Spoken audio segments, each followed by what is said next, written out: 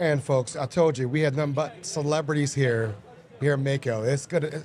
The person we have coming on right now, the hardest working guy I know in the Baltimore, and the state of Maryland, actually.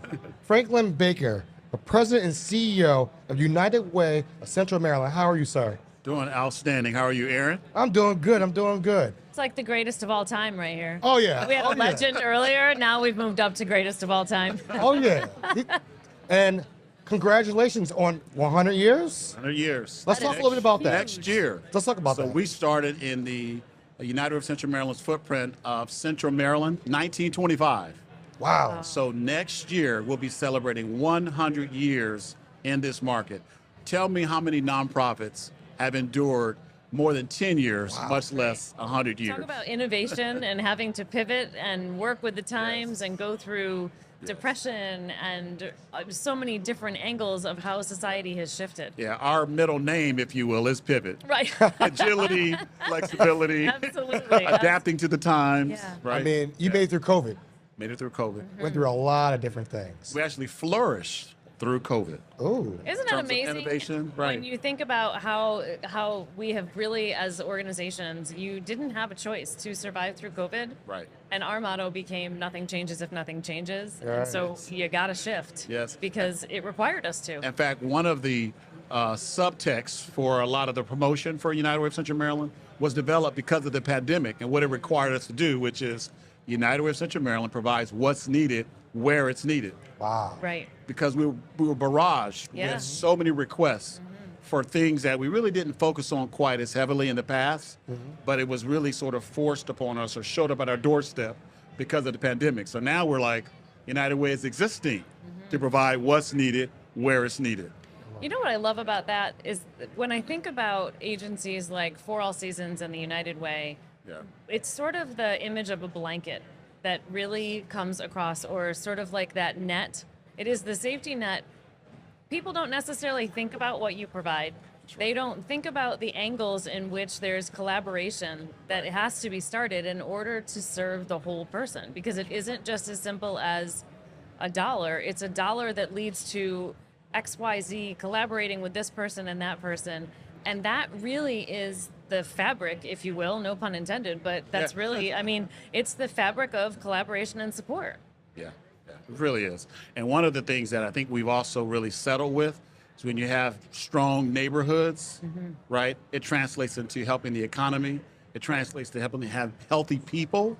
So healthy homes, healthy families, healthy communities translates into a healthy environment, healthy economy. So that's really part of what's driving our work, is we really want to make sure every one of the neighborhoods in Central Maryland over time get to the place where they're matching what's happening in Maryland. As the governor says, Aaron, you know, Maryland is strong. Yes. Baltimore is really, really strong as well. And so for us, it is how do we get to the place where we're able to fulfill our ultimate vision, right? Which is literally all the communities, people are living their best lives on their own terms.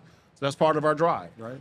And you and I talk so much about that, about the mental health piece. You know, Aaron and I have so many conversations about how if you care about economic development, if you care about homelessness, if you care about addiction, you care about mental health. And that's a component that with the United Way brings in by saying, hey, these communities are important, these services are important, because mental health and wellness is really about making sure that we have good programs, strong programs, and programs where we as agencies can go to the United Way and say, this didn't work the way that we thought it was going to. We need to try something different.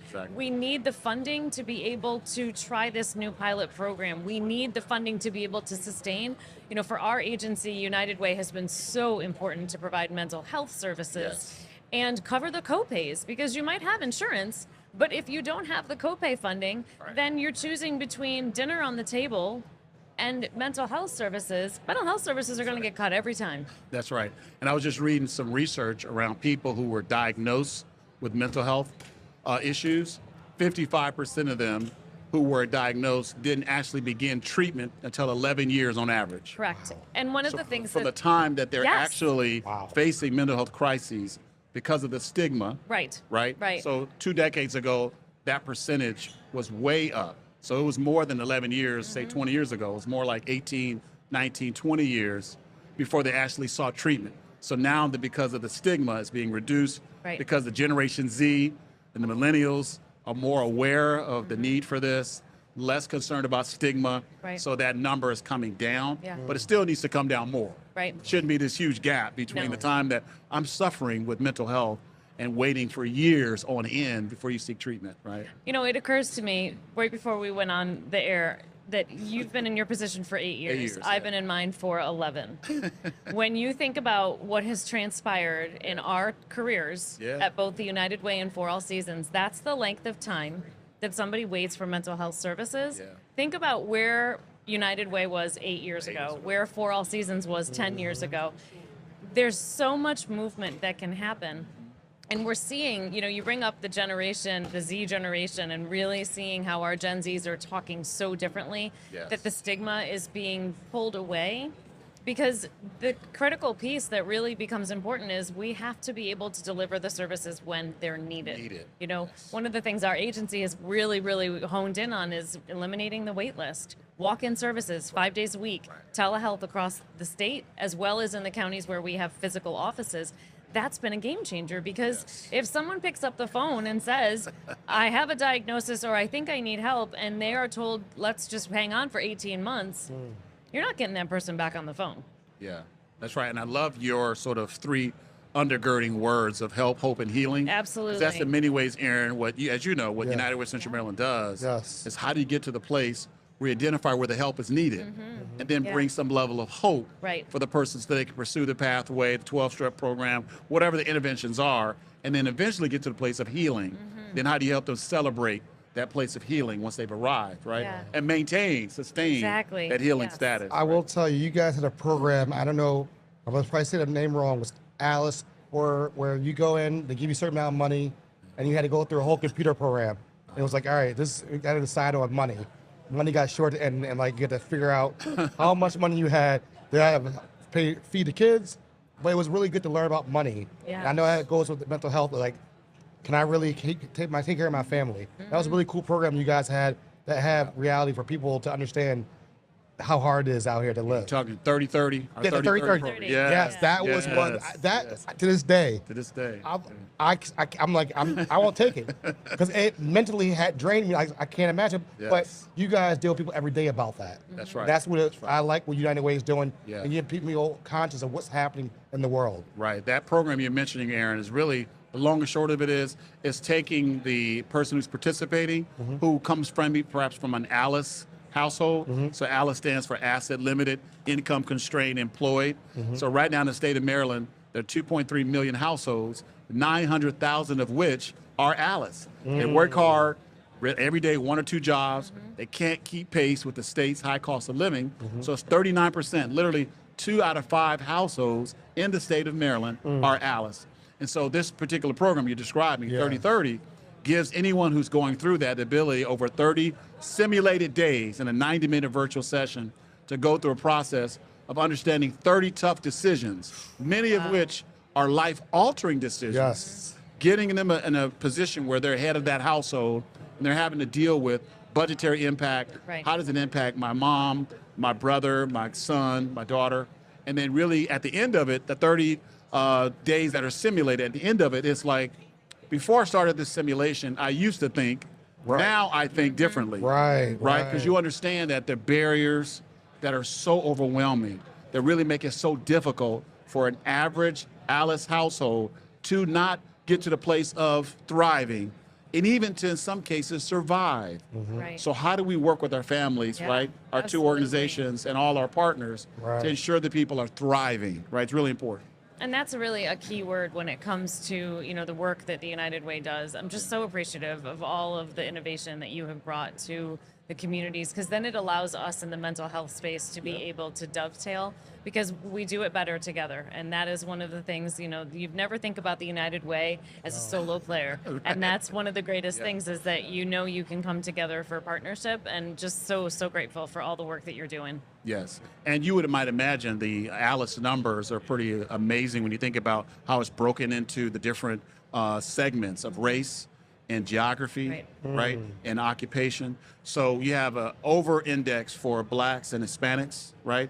So when we get to the numbers, we're so zeroed down by neighborhood. Wow. And you start understanding, like the broad number, maybe 54% of the population in Baltimore City is Alice, right? Which is way above the Maryland state norm. But when you get to the actual zip code level and neighborhood level, the numbers become very shocking for some, right? And for others, they recognize, oh yeah, that's a very troublous neighborhood. So the numbers make sense to me. Yes. But it's helpful for the people who are watching to just go to uwcm.org/Alice, and you can literally pull down the actual detailed numbers for your zip code, your neighborhood, and really understand why some things are happening.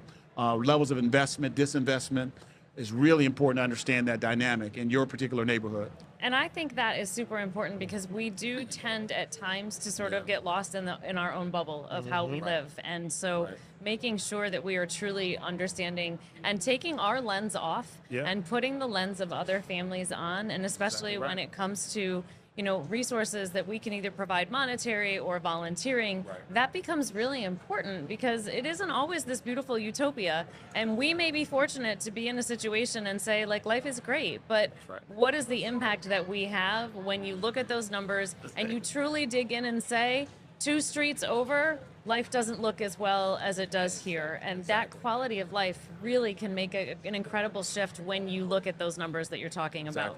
Exactly. And do something with it, And do because something with it. otherwise they're just numbers on a piece of paper. Well, I appreciate you taking time out your day. Yes. This is a great Mako 2024, and I'm glad we can all reconnect. 'Cause I know you guys been at the NAMI event. We did. It was great meeting you and great to reconnect and I here. definitely want to make this connection again. United Way has been a great partner with NoPixAfterDark, and I totally appreciate everything you guys have done, and I'm learning every day from you guys. So truly appreciate that. Yeah. Thank you so much. Glad to be here. Absolutely. And we're Good looking to see forward you. to continued partnership. Definitely. Fantastic. You or someone you love in need of mental health support? For All Seasons is now offering same-day therapy appointments with no wait list. Through the For All Seasons Open Access program, you can walk in for mental health services and begin therapy in the same visit. For All Seasons accepts all insurances and provides financial assistance if you need it. For therapy, psychiatry, or victim support, we have appointments available today. Call For All Seasons 410-822-1018. Folks, you know how you watch baseball, you have the closer coming in. What better way to end the NoPixAfterDark podcast and the For All Seasons collaboration with the board president of Mako and the Baltimore County Executive, Mr. Johnny Olszewski, aka Johnny O. How are you, sir? I'm good, my friend. It's good to see you again. Good. Thank you for having Good me. to be Thank you for this here. amazing collaboration. Yeah. Talking about really important issues here at our statewide conference. Yeah, It's great to be with you. absolutely. It has been such a pleasure to be a part of the Mako once again and really talk about how mental health is showing up across the state in our communities. And we've talked with everybody from Senator Van Hollen and Cardin, and we were here with the governor, and really just being able to really talk about how mental health is impacting decisions, whether it be economic development, community housing, just every day across the state of Maryland. Yeah, it touches everything that we do, and to have leaders like those you mentioned and others really sort of put mental health front and center, not only to break down the stigma, right, and say it's okay to talk about this, Right. But to also then talk about how do we find the resources to actually provide the services that are so critical. Yeah. The services that you and so many other amazing organizations provide. So like just how do we come to the table to break it down and bring people into the conversation, but then also to make sure that we're meeting the need that's out there that, for me in particular at the local level, I guess it's fitting we're talking about that, but we are sort of the service provider on the ground, right? And so particularly during COVID, we talk about how COVID really exacerbated and exposed a lot of the disparities that are out there. And I think we talk about a lot of economic and racial disparities, but there were a lot of public health disparities too, not just in things like vaccination, but like in not tackling and really addressing mental health. And that I think was one of the big lessons for us during the COVID crisis, using data to understand. And so the imperative, I think, is as urgent as ever to really elevate this conversation. So I applaud you both for having me and others here and making this the focus here at Mako this year. Yeah, absolutely. You talk about COVID, and one of the things that I say a lot in my community presentations and talking with folks is that if we were all sitting here 10 years ago, the conversation would really be centering around mental health diagnosis and those numbers. But now we can all sit here and every single person in this complex can say, I understand grief. I understand isolation. I understand stress and anxiety. COVID really helped to sort of flatten the curve in some ways, because it used to be it happens to those people. It used to be the those people conversation. And now it happens to all of us. Yep. And it does not cross barriers and say, oh, I'm sorry, you're in the high class socioeconomic status. That's not going to apply to you. Right. Now it's everybody. Yeah, and I mean, even my own staff, I mean, conversations I've had where people just feel, and I think because it's a lot of the work on stigma, again, that you and others are doing, really breaking down those barriers, like they feel comfortable enough to even come talk to me and say, hey, boss, like, I'm really struggling with, you know, X, Y, and then being able to provide those support services to help people get through, and to know that people don't have to suffer in silence, that they can, you know, be helped.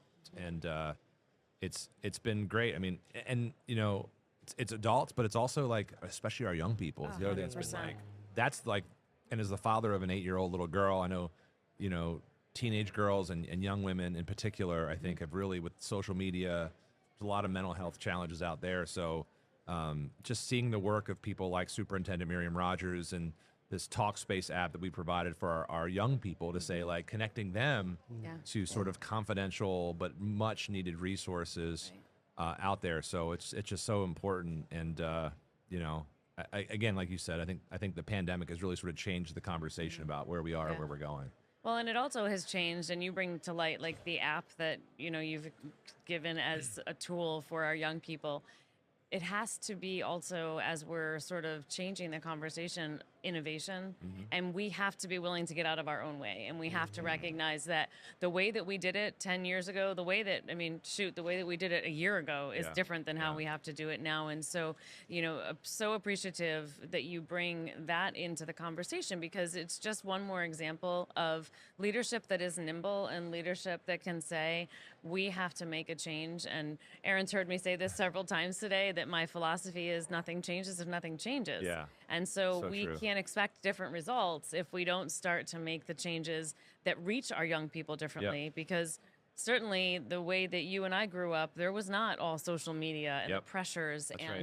You know, we talked with Terry from the Sports Commission, and like people are mean in a whole new way when they're hiding behind a keyboard. they sure are. Let me tell you, I would not be here if we had social media, okay? No, I know. I would not be hanging out with you guys. I'd be like, but go ahead, sorry. No, sorry. what I was just going to say was that when we spoke with Terry from the Maryland Sports Commission, we were even talking about how different the Olympics felt this year, because Simone Biles has opened up the mental health conversation. And so there's sort of like, it's like a permission slip has been given to be able to have the conversation in general. And also people are dropping what I call like the mask. There's a little bit more vulnerability. There's a little bit more curiosity. And so, you know, maybe 5 years ago, your staff wouldn't have come to you and said, I'm struggling.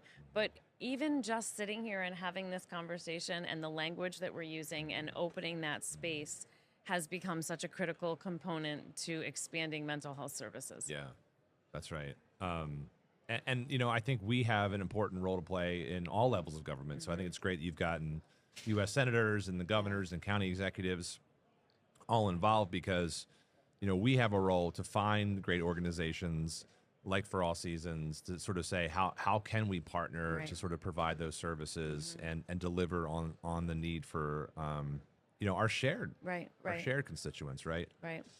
Because not everybody's going to be able to solve it all. You know, it's like the partnership pieces and what you're able to bring and what our agency is able to bring and what Aaron's able to bring when we collaborate. Like, we do it better together. Well, yeah, I mean, government can't be the service provider for an app for, you know, teens who need access. Government can't, we alone in Baltimore County weren't able to expand our mobile crisis response teams where we have trained providers, right? We were early in sort of that curve of having, you know, non law enforcement showing up and being helpful in those moments, or putting in a mental health professional in our 911 call center, so that we're diverting calls before even getting sort of law enforcement involved in what really isn't anything to do with law enforcement. It really is sort of a public health conversation. And so, but we can't do that without providers and partners. Yeah. And I think that's sort of like what this conference has been about, is how do we bring together best practices,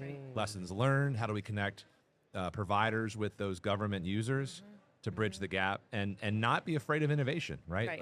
Like we can experiment and adapt and adjust. We should use evidence-based and informed policy, best practices to drive our work, but it should be also be okay to say, well, people are talking in this new way. Right.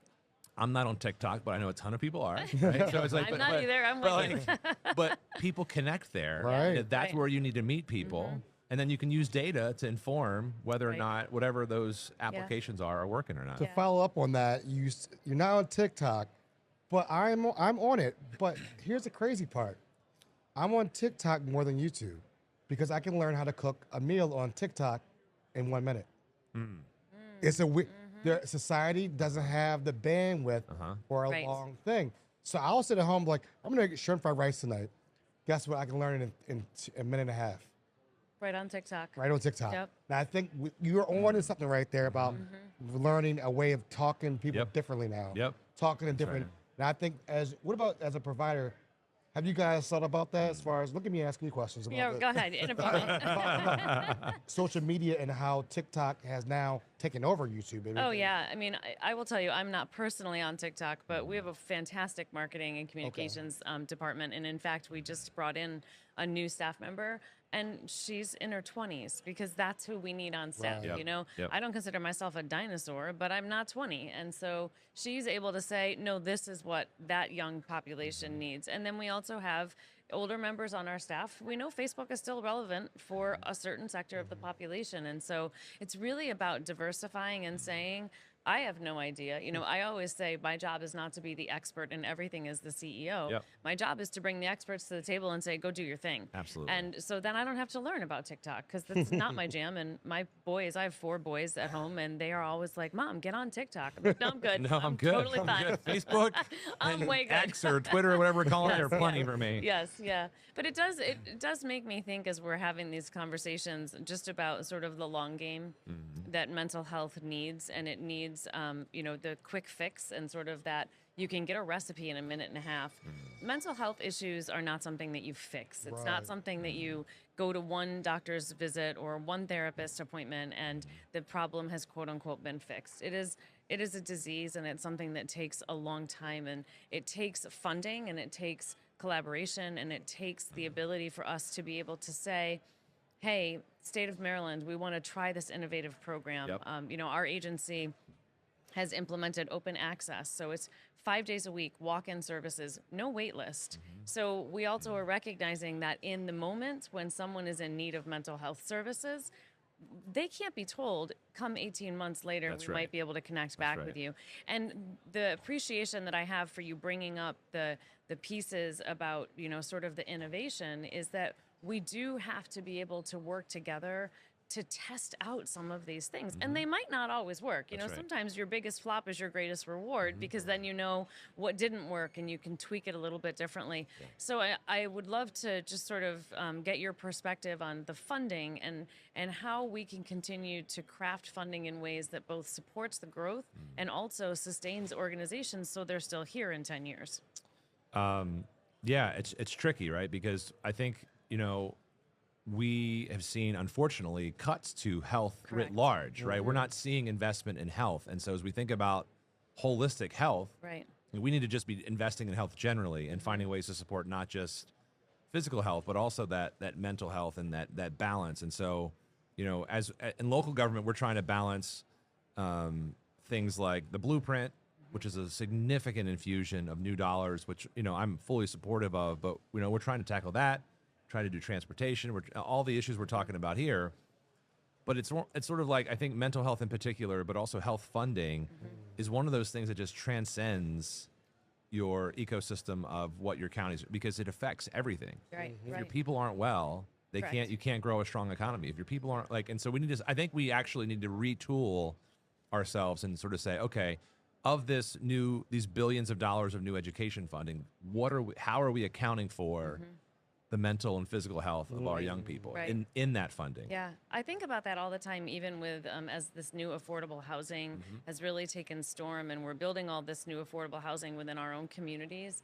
And I always go to, okay, fantastic. That means more people are going to be moving in here. We need more providers, but we need more funding to expand our services. And it's sort of like this domino effect that, of course, because I'm in that sector, that's one of my first thoughts of, oh my gosh, if we have 1,000 more people move into our town and we can't expand services and we're strapped for funding and people can't make co-pays, but we provide services regardless of someone's ability to pay, it really does become like this jigsaw puzzle of trying to fit all the pieces together. Yeah, I mean, and even on housing, right? The other part of the conversation generally is like, well, don't forget infrastructure, right? There are infrastructure costs with housing, so like, don't forget to find money for schools and roads, and but like, health should be part of that infrastructure conversation as we're talking about housing, as we're talking about education, as we're talking about, you know, rec and parks. Like, I think if we just start, I mean, I think the answer on the funding question is a recognition that we've underfunded, right? Mental health in particular. Can I just tell you, I appreciate you just sort of calling it out for what it is, because that doesn't happen very often. You know, it doesn't happen very often where someone will sit and just say, you've been underfunded. There's usually like 17 other sentences that are said to sort of mask over the fact of the bottom line of what you've just said. So thank you, because I think that's a really important just acknowledgement of where we are right now. I appreciate. I mean, I wish I didn't have to make that acknowledgement, right? But I think, too, but that's how we change things, right? Is through conversations and just being like real about it, right? And saying like, we haven't met the need. The need is actually greater than we have ever acknowledged, and we're doing ourselves a disservice as a society by not helping people work through that. Because they're not going to be as productive as employees, as citizens, as parents, and so.